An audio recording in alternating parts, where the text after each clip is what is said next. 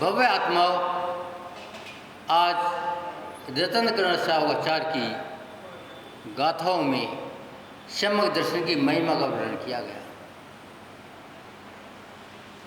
ये तो ऐसा मानो कि भोजन बगैर नमक के स्वादिष्ट नहीं होता, या मिठाई बगैर मीठे के बन नहीं सकती। तो सुख का भी पहला नियम है कि सम्यक दर्शन। जब चक्रवर्ती की बात आती है, चक्रवर्ती तो पुण्य से भी बन सकता है, चक्रवर्ती के लिए सम्यक जरूरी नहीं है। मगर यदि सुखी होना है और आगे मुख जाना है तो सम्यक चाहिए। जबकि सुभोग चक्रवर्ती था, कहाँ गया? 7वें नरक। तो सम्यक दृष्टि नरक नहीं जाता, वो नीचे नहीं गिरता, ऊपर उठता है। अब बात थी चक्रवर्ती का भोजन सब खाते होंगे, उसकी रानी खाती होंगी, उसके बेटे खाते होंगे, उसके पोते खाते होंगे। नहीं, कोई नहीं खाता। चक्रवर्ती का भोजन मात्र चक्रवर्ती खाता है, उसकी रानी नहीं खा सकती, बेटे पोते नहीं खा सकते। क्यों? क्योंकि इतना गरिष्ठ होता है, वे हजम नहीं कर सकते।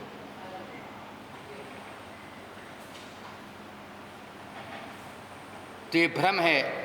अब चक्रवर्ती का पुण्य और बढ़ता हो नहीं बढ़ता, ये तो चक्रवर्ती को सुखी होने के लिए उसका परिवार सुखी है।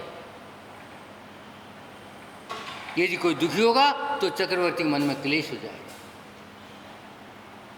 उसका सुख दुख कोई बांटता नहीं। जैसे ही चक्रवर्ती शांत होता है, सारी नीति समाप्त, घोड़े खड़े हैं मगर चल नहीं सकते। तो कहने का मतलब है, हर जीव का अपना अपना पाप पुण्य है। एक बार की घटना, एक किसान खेत में काम कर रहा था, अपनी जमीन फावड़े से खोद रहा था और साथ में कुआं था। कुएं पर एक पनिहारी पानी भर रही थी। एक राहगीर निकला, प्यास बहुत थी, सोचा चलो कुएं में पनिहारी है, पानी पी लो। और वे राहगीर कुएं पर आ कहा, बहन जी प्यास लगी है, पानी पिला दो। हाँ, पी लो। उसके पास एक पुटेलिया थी, उसने पुटेलिया टिकाई और पानी पी लिया। पानी पी के अपनी पुटेलिया उठाई, सोचा बहुत थक गया हूँ, इतना लंबा चला हूँ, थोड़ा वृक्ष के नीचे आराम कर लूँ। और पुटेलिया का तकिया लगाया, सिरहाने रखी और सो गया। लेटते ही नींद आ गई। गर्मी में ठंडी हवा, थकावट, नींद तो आना स्वाभाविक था। जैसे सोया, उस पनहरी ने उस किसान से कहा, काहे को फावड़ा चला रहा है, क्यों पसीना बहा रहा है, कब तक दुखी होगा? इसकी पुटेले में माल है और माल ले ले, जंगल बेईमान है, कोई नहीं देख रहा। वो किसान के मन में बेईमान आ गया। क्यों? क्योंकि मिथ्यात का प्रभाव था। उसने सोचा पनिहारन ठीक कहती है, वो तेरे पास तो फावड़ा है। फावड़ा उठाया, उसकी गर्दन में मारा, वो गर्दन कट गई। माल किसका हो गया? किसान का हो गया। देखा अपार माल, खेत बढ़ गए, कोठी बन गई, फैक्ट्री लग गई, नहीं जाने क्या क्या हो गया। सब सोचते हैं किसान के पास माल कहाँ से आ गया, मगर बढ़ता जा रहा है क्योंकि ये पापानुबंधी पुण्य है। उसने सोचा एक पुत्र हो जाए, पुत्र भी हो गया। पुत्र बड़ा खूबसूरत, बड़ा योग, बहुत काबिल, निपुण, पढ़ा लिखा, सब गुण संपन्न पुत्र था। पुत्र का विवाह करो, विवाह भी हो गया। अभी पुत्रवधू गोने को भी नहीं आई और ब्याह हुआ, पुत्रवधू अपनी मायके चली गई और पुत्र बीमार हो गया। इतना भयानक बीमार, दुनिया भर के टोटके वाले, दुनिया भर के हकीम, दुनिया भर के मुल्ला मौलवी और डॉक्टर नहीं जाने कितने को बुला लिया, मगर बीमारी टस से मस न हुई। और डॉक्टर ने कहा अब बचने की संभावना नहीं है। अब वो किसान समझता है अंतिम समय है, पुत्र वधू को बुला लूं। समाचार भेजा। पुत्र वधू की माँ सोचती है अचानक भेजना को तैयार तो नहीं है, घर पे पकवान भी नहीं बनाए, तो चलो कोई बात नहीं, अभी दूध निकाला है, अभी गर्म किया, दूध का डब्बा भर के दे दो। उसने अपनी बेटी को गरम गरम दूध करा, एक डब्बे में पैक करा और दे दिया। पुत्रवधू आई, भीड़ लगी थी, डॉक्टर बैठे थे, वैद्य हकीम बैठे थे, मुल्ला मौलवी बैठे थे, मगर बालक पड़ा था क्योंकि मरने वाला था और सारा धन उसका खर्च हो चुका। अब उतना भी खेत नहीं बचा जितना पहले था। पत्नी ने कहा लो थोड़ा दूध पी लो। ये दूध का चर्चा आते ही दोनों को जाति स्मरण हो गया। किसको?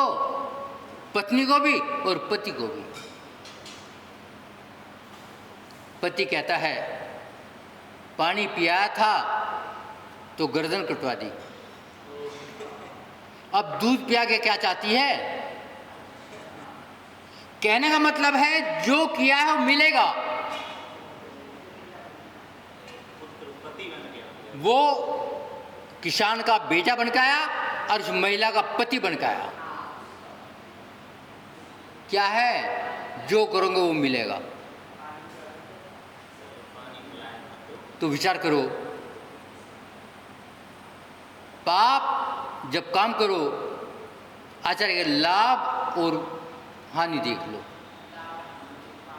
मैं आज का तुरंत देखता हूं, लेकिन जो आज का है वो कब तक टिकेगा? ये खाली सब पुण्य के अधीन है, तेरे कर्मों के अधीन है, तेरे हाथ में कुछ भी नहीं है।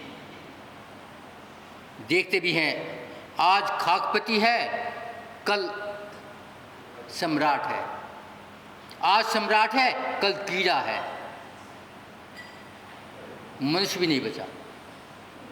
तो हमें हमेशा ध्यान रखना चाहिए कि मेरा इस काम करने से कितना लाभ और कितना हानि है। लाभ आज दिखाई दे रहा है, मगर कल क्या होगा? जबकि संसार का हर जीव तेरा संबंधी है, चाहे वो किसी पर्याय में रहा हो। आज तेरा संबंधी नहीं है, आज तेरे संबंधी 2, 3, 4, 5 हैं। पत्नी है, बेटे हैं, बेटी है, पुत्रवधू है, पोते हैं, नाती हैं, देते हैं, बस। मगर सारे के सारे संबंधी रह चुके हैं। और तू जिससे दुश्मनी कर रहा है, मैं कर्म तुझे छोड़ेंगे नहीं, क्योंकि दुश्मनी करने से पहले कषाय आएगी। जब कषाय होगी तो दुश्मनी होगा, राग होगा तो संबंध हो जाएगा। आज जिसे राग है कल को तेरे दुश्मन बन सकते हैं। तो आचार्य कहते हैं सोच ले तू कितनी कषाय करता है और कितना लाभ कमाना चाहता है, मात्र 2 इंच जमीन के लिए, मात्र 1000 रुपये के लिए तू गर्दन कटवाना चाहता है। अपने आप को नहीं देखा, ये कर्म छोड़ने वाले नहीं है, क्योंकि जन्म लेते ही कर्म पीछे पीछे लगे हैं। एक समय भी कर्म अलग नहीं होते, चाहे वे कर्म पुण्य रूप हो चाहे पाप रूप हो। आचार्य कहते हैं यदि तीर्थंकर बनना है, जो दुनिया का सबसे श्रेष्ठ पद है, मनुष्य को चक्रवर्ती मानते हैं मगर तीर्थंकर के बराबर नहीं, तो आपको सम्मुक्त पाना ही पड़ेगा। और एक भाव में कोई तीर्थंकर आज तक नहीं बना। कोई सी 24 उठा के देख लो, एक भाव में तीर्थंकर नहीं बनता। नहीं जाने कितनी बड़ी श्रृंखला है। महावीर भगवान के लिए आदिनाथ ने बताया था तू तीर्थंकर बनेगा। कितने भाव धारण किए, कितनी लंबी चेन है, 5 अरब 56 करोड़ 34 भाव तो मनुष्य पर है। उसके बाद शेर बना था, और शेर बनने के बाद 10 भाव मिले, और निगोद में गए अरबों खरब को कितने भाव भरे। कब भरे? जब बता दिया था आदिनाथ ने। और कितना काल था ये? चौथा काल। एक कौड़ा कौड़ी सागर से भी 42,000 साल कम। सबसे छोटा काल। और कितने भव ले रहे? अरबों साल अरबों वर्ष वो भव लग गए। तो विचार करो आज की तेरी कसाई क्या करेंगी? तो विचार किया? चिंतन नहीं करते, बस आज का लाभ है। आचार्य कहते हैं जो अभी हवा चली है अभी बंद हो जाएगी। अभी ठंडी हवा लग रही है, अभी लू हो जाएंगी। अभी ठंडी अच्छी लगती है, अभी तपन अच्छी लगेगी। तो हमेशा लाभ हानि देख लेना, पाप पुण्य देख लेना। अब आज पाप से लाभ हो रहा है, मगर ये पाप कहाँ पटकेगा? आगे नहीं, इसी भाव में। जब भैया ने बात करी थी मंदिर की, हमने भी देखा था उस महिला के पास, उस महिला के पास अंतिम तक कोई नहीं गया। और उसके बेटे, वह हाथ में कुटराना बाकी था। कोई धंधा नहीं, कोई नौकरी नहीं, बस मजदूरी करो। काहे के लिए? काहे के लिए? तेरे बुजुर्गों ने मंदिर बनवाया था, तूने समाज को खरीद तो लिया, और मंदिर की सुविधा में अंतराय डाल रहा है। और तू भूल गया किसे कह रहा है? एक मुनि महाराज को। उसी समय कोड चंदापुर भवन का बड़ा मनोज्ञ मंदिर, हमने उस मंदिर में चुमास किया है। तो कहने का मतलब है परमात्मा के मंदिर का कभी अपमान मत करना। तूने बनाया था, तेरे बुजुर्ग ने बनाया, कितने धर्मात्मा हो गए जब मंदिर बनवाया, और तुझे उसका लाभ उठाना चाहिए था। हमने एक मंदिर में और भी मध्य प्रदेश में चुमास किया था, वो भी मंदिर पर्सनल था। तो चुप रहो, तो भेज दियो। तो वो मंदिर किसने बनाया? नहीं जाने 3, 4, 5, 10 पीढ़ी पहले बनाया था, लेकिन मेरा तमका लगना चाहिए। विचार करो, जिन्होंने बनाया था कितने निर्मल भाव थे, और मेरे अंदर कितनी कषाय है। मेरा कषाय का फल मैं भरूंगा, और अपने पुण्य का फल कौन भरेगा? वो भरेगा। तो हम ध्यान रखें कि मेरे अंदर ऐसी कषाय ना भड़क जाए जिससे कोई बहुत भारी अंतराय पड़ जाए। तो बंधुओं, कहना इतना ही है, मैं अपने भाव को संभाल के रखूं, अपनी वाणी को संभाल के रखूं, अपने शरीर को संभाल के रखूं। आज तेरा शरीर मजबूत है, कल हो सकता कमज़ोर हो जाए। आज तेरी अप्रोच है, कल हो सके तुझे अप्रोच की जरूरत पड़ जाए। तो कहने का मतलब है कि हम अपने भाव की संभाल करें और अपने कदम सम्मत की ओर बढ़ाएं, और इतने बढ़ाएं, इतने बढ़ाएं, इतने बढ़ाएं, एक दिन तीर्थंकर बन जाए। अभी तीर्थंकर नहीं बनेंगे कोई बात नहीं, लेकिन रास्ता तो मिलेगा, हम रास्ता पाएं। ओम शांति। चलो।